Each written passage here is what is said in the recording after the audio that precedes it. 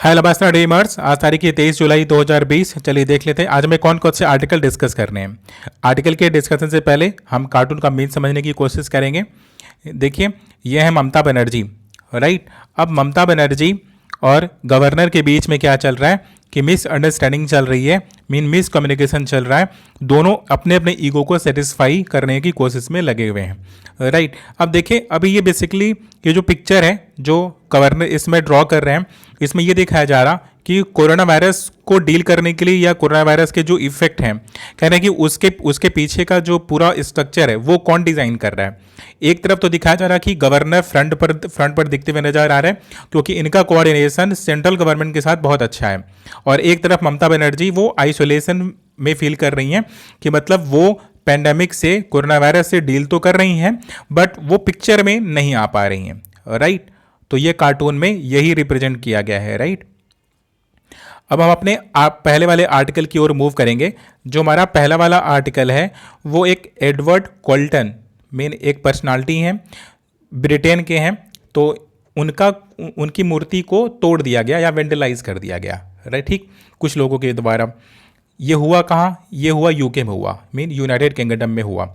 तो ये थे कौन? बेसिकली स्लेव को ये ओन करते थे, मतलब इनके अंडर में कुछ गुलाम हुआ करते थे, मतलब गुलामों के ये सरदार रहा करते थे, ठीक है। बट होता क्या है कि इनकी मूर्ति को तोड़ दिया जाता है।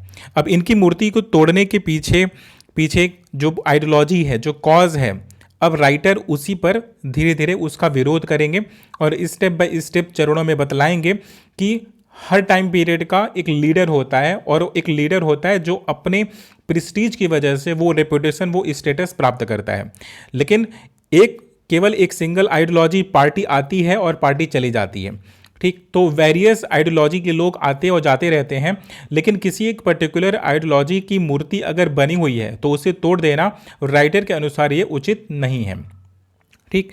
अब राइटर इसमें कुछ बातें बतलाएं, कहें कि हो सकता है कि जिसकी मूर्ति बनी हो, जिस पर्सनालिटी की मूर्ति बनी हो, आप उसकी विचारधारा से आप अलग मत रखते हो, लेकिन आपको डिबेट करना चाहिए।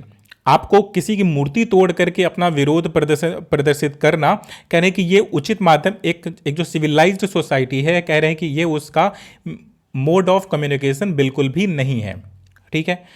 कहते क्या हैं कि आप उनकी फिलॉसफीज का विरोध करिए, कि आप उनके थॉट का विरोध करिए, आप उनसे डिस्कशन करिए कि मीन जो उनके फेवर वाले हैं आप उनके साथ डिस्कशन करिए, उनके विरोध में आप आर्टिकल्स लिखिए, बेसिकली आप कुछ भी करिए। लेकिन अगर कोई प्रेस्टीज, अगर कोई पर्सनालिटी अपने टाइम पीरियड में अगर कोई हाइक पर गया था और उसको ये सम्मान प्राप्त हुआ है, तो आपको उसका सम्मान छीनने का हक नहीं है, ऐसा राइटर कहते हैं। राइटर फिर एक और फ्रंट ओपन करते हैं, कहते हैं कि देखिए, पब्लिक प्लेसेस पर हमें देखने को मिलता है कि मूर्तियां बहुत ढेर सारी होती हैं। कि अगर हम चौराहों पर देख लें तो वेरियस प्लेसेस पर हम देखते हैं कि सोसाइटी करती क्या है कि उन मूर्तियों को बेसिकली इस्टेब्लिश करवाया जाता है। अब देखिए, जिसकी गवर्नमेंट रहती है या फिर जो राजा था, कह रहे उसने उस पर्टिकुलर हेरिटेज का निर्माण करवाया था। और जो हमारे हेरिटेज होते हैं कि मीन जो पास्ट की जो मूर्तियां हो गई और जो पास्ट के जो प्रतिमाएं हो गई, कहने की वो हमारा अतीत होती हैं, हमारी मेमोरी होती हैं, और मेमोरी को कभी भी इस तरह से समाप्त नहीं किया जाता है। मेमोरी हमेशा कुछ न कुछ आपको सिखा रही होती है, चाहे वो सही हो चाहे वो गलत हो।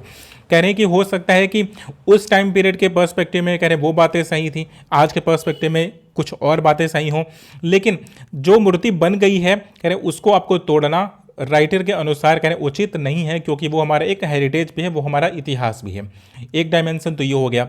फिर थर्ड वन की बात करते हैं, कहते हैं कि ठीक है कि मूर्तियों को तोड़ना या मूर्तियों को इस्टेब्लिश करना, कह रहे हैं कि ये सोचता कौन है, कौन डिसीजन कौन लेता है कि अगर कोई डेमोक्रेटिक कंट्री है तो चौराहे पर किसकी मूर्ति लगने वाली है, इस पर कौन डिसीजन कौन लेता है।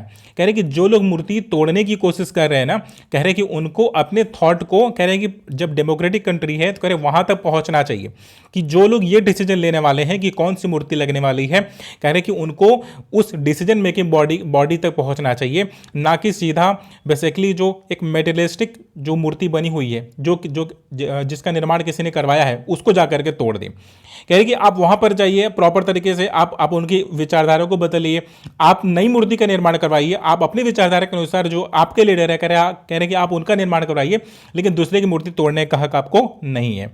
ठीक, तो एक तो राइटर कहते हैं कि मूर्ति तोड़ने या मूर्ति का विरोध करने के लिए कहते हैं कि आप डिस्कशन करिए, आप डिबेट करिए, आप फिलॉसफी दीजिए, आप बेसिकली कहते हैं ना कि आप अन्यत्र तरीके से आप उसका विरोध करिए, फर्स्ट थिंग। फिर सेकंड थिंग कि अगर आपको कुछ चेंजेस करने भी हैं तो प्रॉपर आप उस डिसीजन मेकिंग बॉडी तक पहुंचिए जहां पर ये मूर्तियां बनती हैं, या फिर जो ये डिसीजन लेते हैं कि कौन सी मूर्ति किस चौराहे पर लगनी होती है। कह रहे हैं कि जब मूर्ति लग रही होती है तो हम एक मास ऑडियंस को एक मैसेज दे रहे होते हैं उस पर्सनालिटी का, तो उसको इस तरह से तोड़ देना कह रहे हैं कि ये उचित नहीं है। कह रहे हैं कि इंस्टेड ऑफ कि आप मूर्ति को बनवाने की कोशिश करिए, आप तोड़ देते हो, तो ये गलत बात है। ठीक, अब राइटर आगे क्या बोलते हैं, कहते हैं कि अगर हम अपनी कुछ पर्सनालिटीज़ की अगर बात कर लें, अगर हम एक एग्जांपल लेते हैं, कहते हैं कि चलिए महात्मा गांधी को ले लेते हैं, ठीक है, और मार्टिन किंग लूथर हो गया, नेल्सन मंडेला हो गए, तो कह रहे हैं कि ये जो पर्सनालिटीज़ हैं, कह रहे हैं इन्होंने अपने टाइम पीरियड में कह रहे कि वो हाइक प्राप्त किया है, उसके बाद उन्हें यह सम्मान मिला था। तो आप अपनी विचारधारा की वजह से, क्योंकि आज अब आप रूल कर रहे हो, तो इसकी वजह से आप उनका सम्मान छीन लो जो कि अपने युग के बेसिकली लीडर थे, नेता थे, तो कह रहे हैं ये उचित नहीं है। ठीक है, अब राइटर महात्मा गांधी पर थोड़ा सा फोकस करेंगे और कहेंगे महात्मा गांधी का विरोध किया जाता था, महात्मा गांधी महात्मा बन करके पैदा नहीं हुए थे। ठीक, तो महात्मा की उपाधि उन्होंने अचीव किया था। कह रहे कि आप महात्मा गांधी का आप विरोध कर सकते हो कि वो एक एलीट क्लास की पर्सनालिटी थे, पढ़ने के लिए लंदन गए थे, जब लिटरेसी रेट इंडिया का बहुत डाउन था, इट्स स्टिल कि वो लंदन गए थे पढ़ने के लिए, जस्ट बिकॉज ऑफ व्हाट कि वो अंग्रेजों को फेवर करते थे, उनके पिताजी, राइट, कुछ ऐसा ही था। ठीक, तो कह रहे हैं कि लेकिन आप उनका कि जो स्टेटस था उनका सोसाइटी में, कह रहे हैं कि उन्होंने जो ओन किया, कह रहे हैं कि वो बाय बर्थ उन्हें मिला था, उन्होंने उसको कंटिन्यू नहीं किया था। ठीक है, तो मतलब जो स्टेटस उन्हें प्राप्त हुआ, कह रहे उसका उन्होंने आजीवन उसका उपभोग नहीं किया था, कह रहे उन्हें मिला जरूर था। कह रहे कि ब्रिटिशर्स के टाइम पीरियड में वो एलीट क्लास में एक टाइम पीरियड तक रहे जरूर थे, लेकिन उसके बाद उन्होंने अपना जो पूरा जीवन काल था, कह रहे उसके विरोध में ही बिता दिया। तो कह रहे हैं कि ये उनका अचीवमेंट था, इसकी वजह से उन्हें महात्मा की उपाधि मिली थी, ना कि इस वजह से कि जस्ट बिकॉज कि वो एक एलीट क्लास के थे या वो एक वकील थे या भी बहुत ज़्यादा पढ़े लिखे थे। कह रहे ऐसा बिल्कुल भी नहीं था। ठीक, तो अपने समय के जो लीडर होते हैं, कह रहे कि उनसे हमें सीखना चाहिए और एक मास ऑडियंस तक लोगों तक उनका मैसेज पहुंचाने के लिए हम इन मूर्तियों का निर्माण करते हैं, तो हमें उसकी रक्षा भी करनी चाहिए और एक हेरिटेज के पर्सपेक्टिव से भी, क्योंकि वो हमारी मेमोरी है। कह रहे हैं कि उसको अच्छा हो या बुरा हो, कह रहे उसे संरक्षित करना एक ह्यूमन का कर्तव्य है, एक ह्यूमन हिस्ट्री का कर्तव्य है। कह रहे हो सकता है कि बहुत से मैसेकर हुए हैं, कह रहे बहुत बुरी घटनाएं घटी हो इतिहास में, लेकिन हम उन्हें पढ़ते हैं, हम उन्हें सजो कर रखते हैं। कह रहे हैं कि बिल्कुल उसी फॉर्म में हमें उन मूर्तियों को भी सजो कर रखना चाहिए, हमें उन्हें तोड़ना नहीं चाहिए। तो हमारा ये वाला आर्टिकल डिस्कस हो गया। अब हम अपने नेक्स्ट वन आर्टिकल की बात करेंगे, वो है setup a high court on Pondicherry या पुडुचेरी। देखिए पांडुचेरी होता क्या है कि 1962 में वो इंडिया का पार्ट बनता है, 1962 में वो इंडिया का पार्ट बन जाता है, लेकिन उसके बाद से ही जो उसका हाई कोर्ट है, कह रहे हाई कोर्ट वो मद्रास वाले से, मीन तमिलनाडु वाले रीजन से कह रहे हैं वो अटैच है। ठीक, मतलब ये हुआ कि पांडुचेरी में अगर किसी का कोई डिस्प्यूट होता है तो पांडुचेरी का अपना खुद का हाई कोर्ट नहीं है।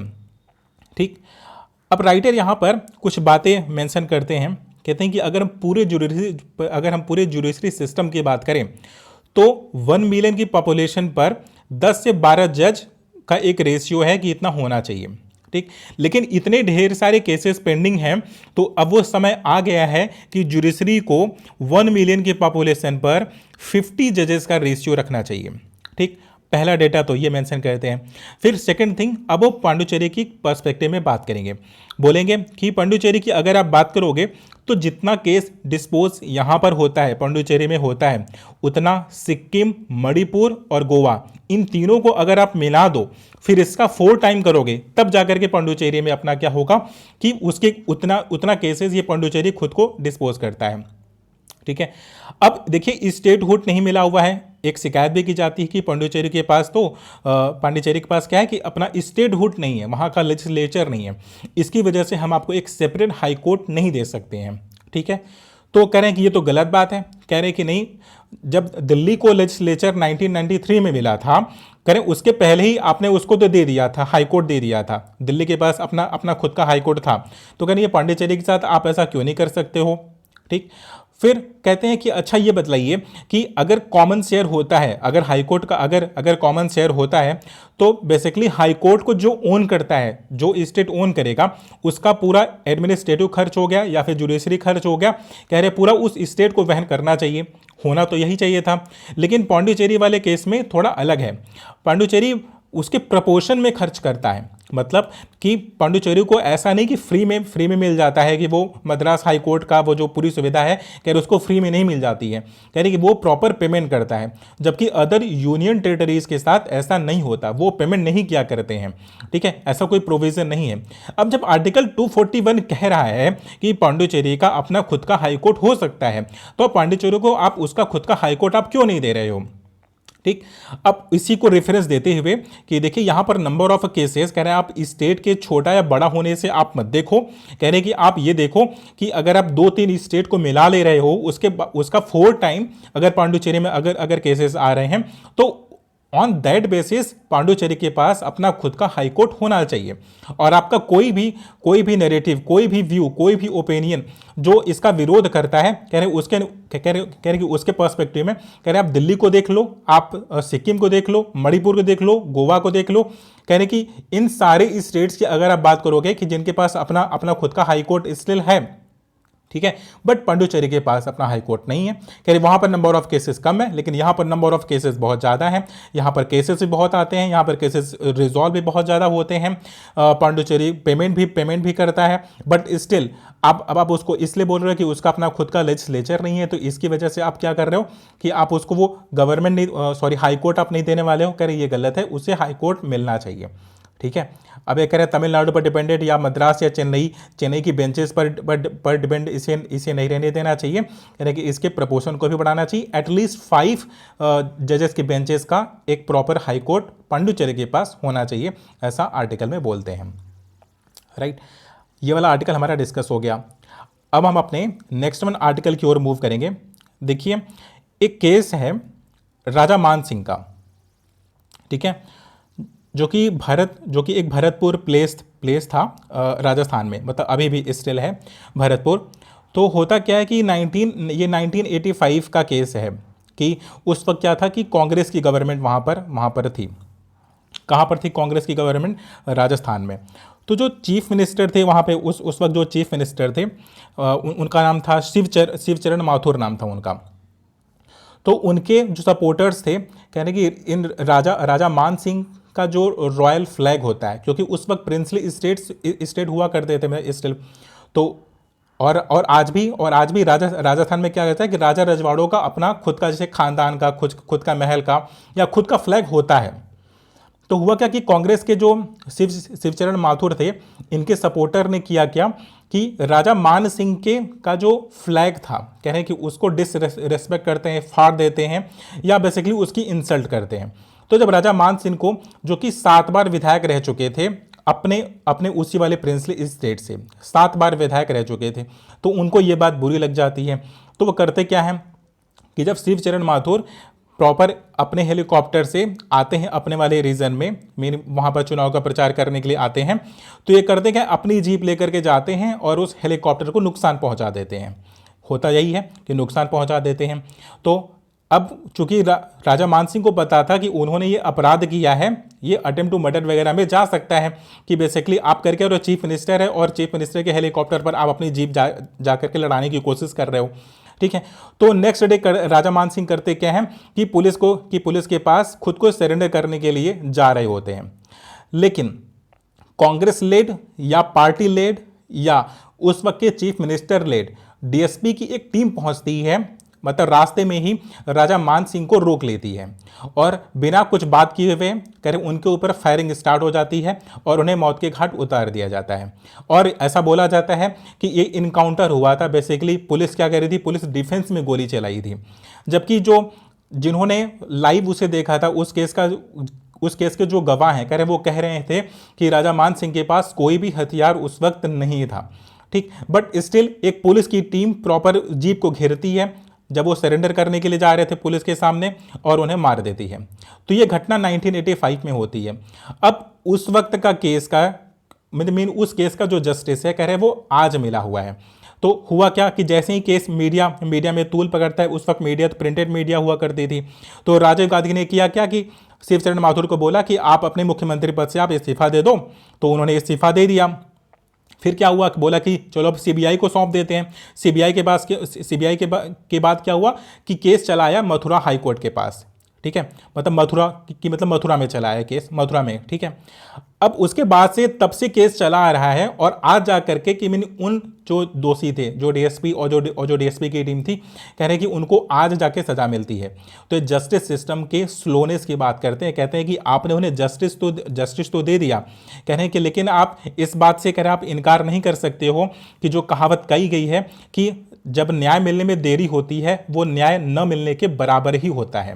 कह रहे हैं इस केस में भी वही हुआ। कह रहे हैं कि उस वक्त कह रहे हैं कि जब किसी का मर्डर हो जाता है, कह रहे उस केस का इतने ज़्यादा हाईलाइटेड केस का अगर पूरा रिजल्ट आने में अगर इतना समय लग सकता है, तो कह रहे हैं कि नॉर्मल केसेस के साथ क्या होता ये तो हम कल्पना भी नहीं कर सकते हैं।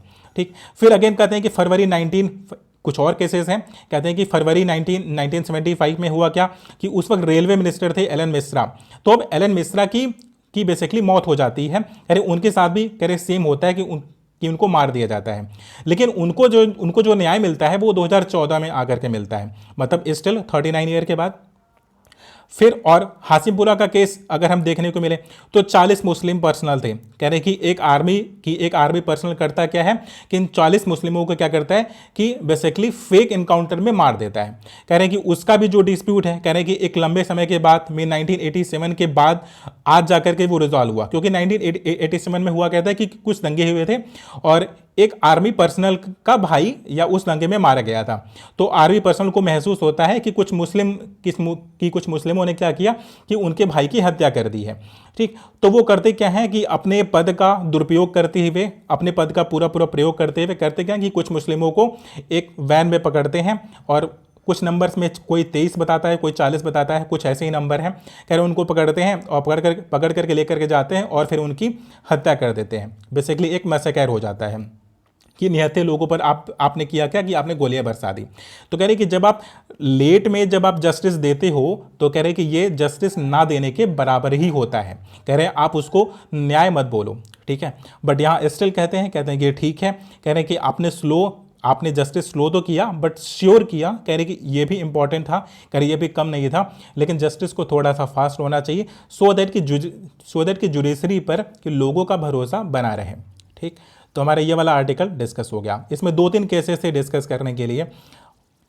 और अगर जब कभी भी हमें अगर जुडिशरी पर कि अगर लूप होल के बारे में अगर हमें लिखना हो गया तो हम इन तीनों केसेस का हम रेफरेंस दे सकते हैं। ठीक है, कि 1975 में एलन मिश्रा और वो रेलवे मिनिस्टर वाला भी दे सकते हैं, हासिमपुरा केस वाला भी दे सकते हैं, और ये राजा मान सिंह का भी हम दे सकते हैं, जो भारत को प्रिंसली स्टेट के क्या थे उस वक्त राजा थे।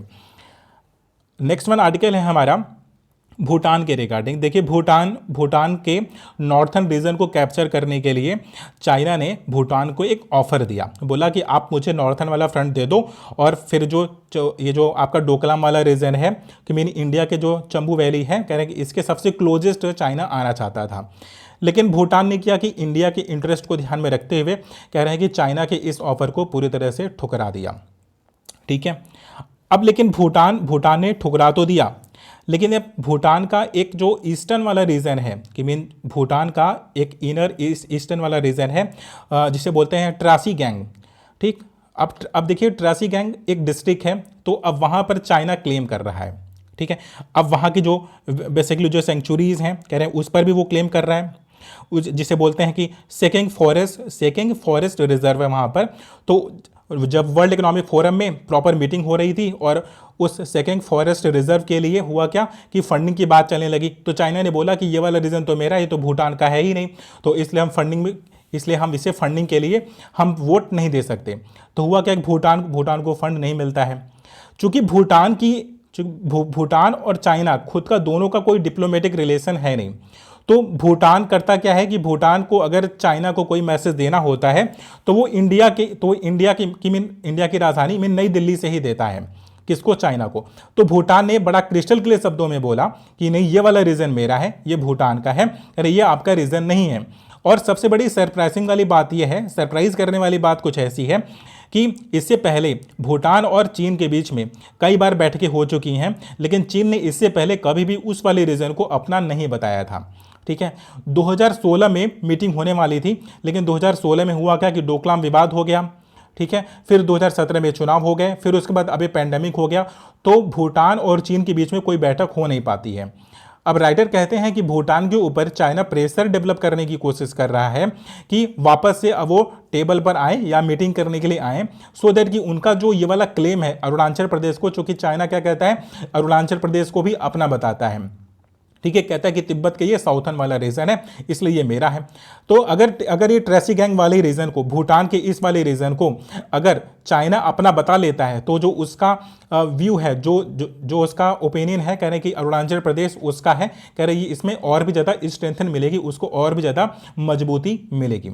ठीक है, लेकिन अब चाइना के नैरेटिव के अगेंस्ट में अब राइटर कहते हैं कि भूटान और इंडिया दोनों को एक साथ खड़े रहना चाहिए। जैसा कि इतने डिकेड से भूटान और इंडिया के रिलेशन इतने स्ट्रांग हुए हैं, कह रहे हैं उसी प्रकार से आज भी बने रहना चाहिए, सो दैट कि हम जो चाइना के जो एक्सपेंशनिस्ट जो पॉलिसी है कि वो क्या अपने साम्राज्य के विस्तार की नीति का हम प्रॉपर तरीके से विरोध कर सके। ठीक, तो हमारा ये वाला भी आर्टिकल डिस्कस हो गया। तो आज के डेट पर जितने भी रेलिवेंट आर्टिकल थे हमारे पास, मैंने वो सारे आर्टिकल डिस्कस कर लिए हैं। बाकी अदर आर्टिकल क्या थे कि पॉलिटिकली मोटिवेटेड थे, दैट्स वाई मैंने उसे डिस्कस नहीं किया है। Thank you so much for watching the video.